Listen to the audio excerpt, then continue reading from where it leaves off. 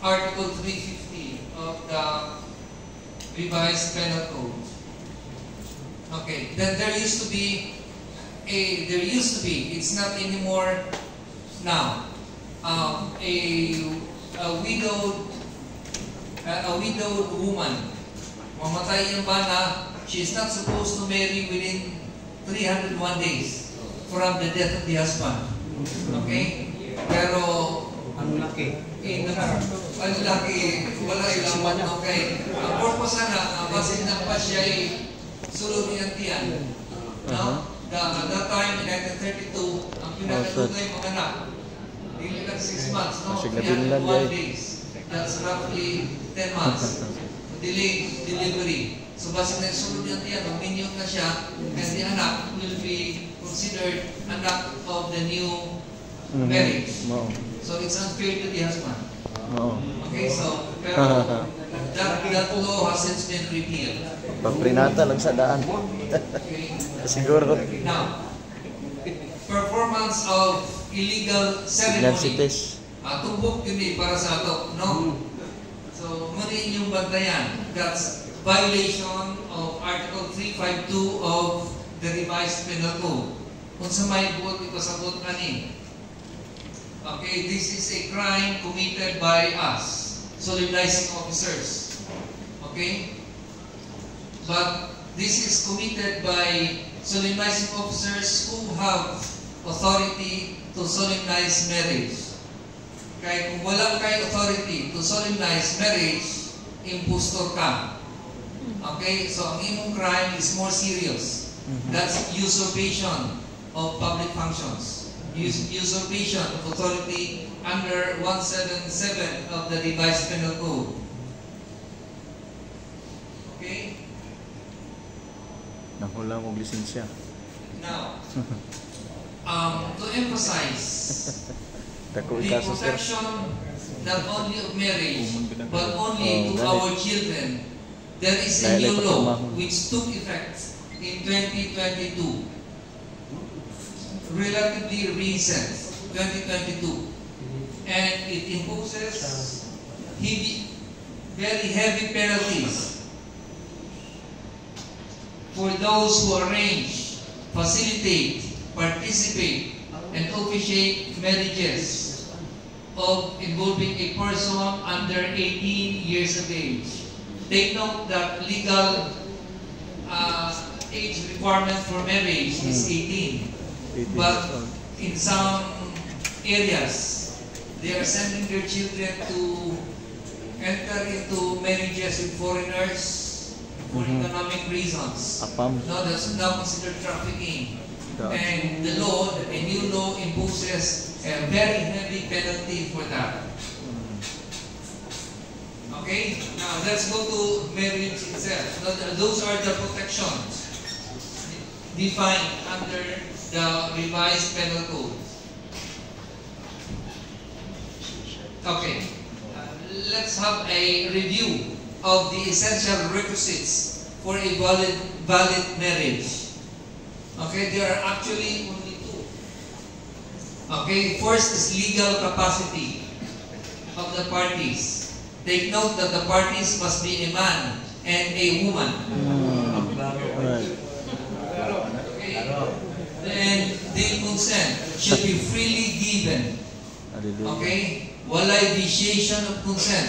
That's why when I officiate marriage, the first question I ask, we will go to celebration later on. No? The first question I ask, niyan ba mo sa inyong kabaliyong kabubutuhan para magpakasal sa usap-usap? Walang ka ba hulga? Walang ka ba bayri? Walang ka ba napugos lang kay medyo buko ng tiyan sa inyong asawa? Okay, there should be full consent. Okay, so munang duha. Without those two, the marriage cannot be valid. Let us understand legal capacity.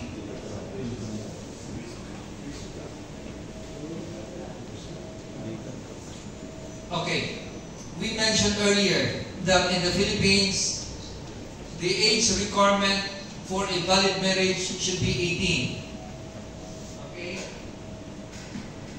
So, of course, we know those who you who are of my age, kay Bautanga, before the effectivity of the family code, that was August 3 of 1988, ang 13 o 15 pwede magpakasal. Not anymore now. We respect, we protect our children so much that we do not allow them to enter into marriage without fully understanding its value, its purpose. So, the first legal requirement is age.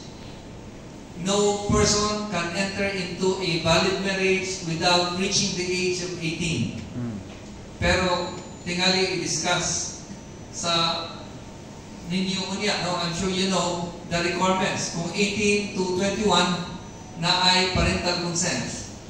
No? Na ay requirement, issuehan ba o dili o marriage license without complying with the consent requirement.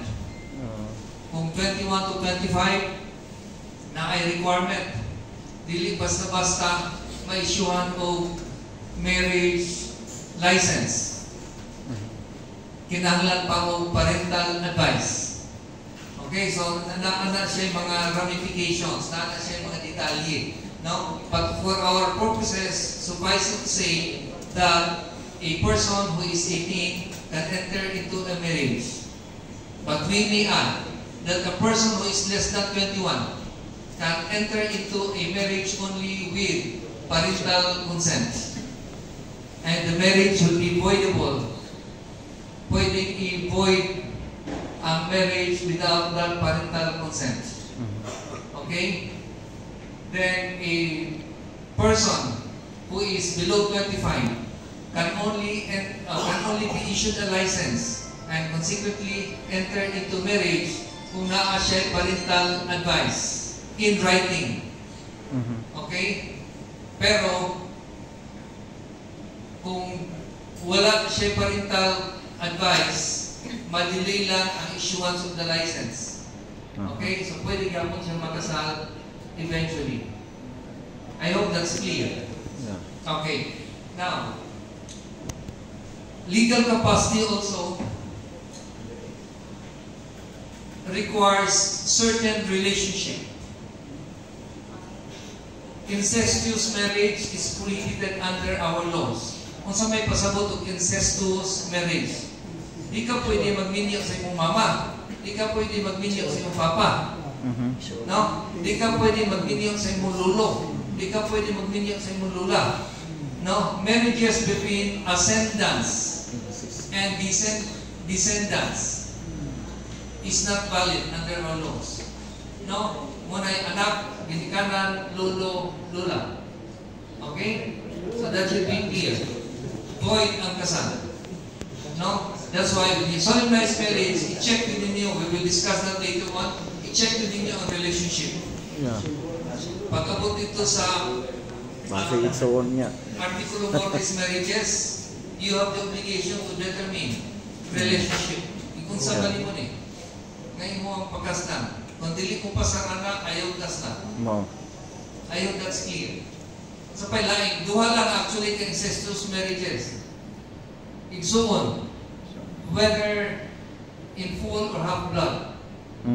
Okay? Dili ni mo pwedeng pakastan ni mo igsuon. Bisag half blood. No? Second degree. Second civil degree of relationship. Tawag na na. No? Ang imong ginikanan, first degree na nimo. No?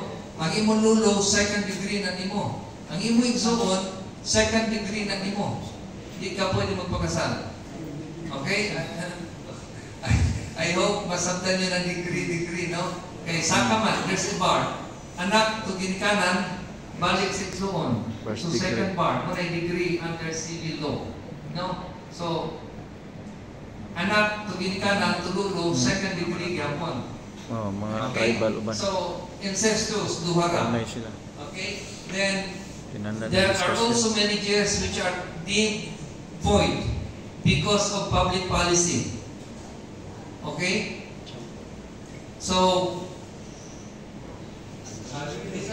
these are the incestuous marriages, no? Ascendants, descendants.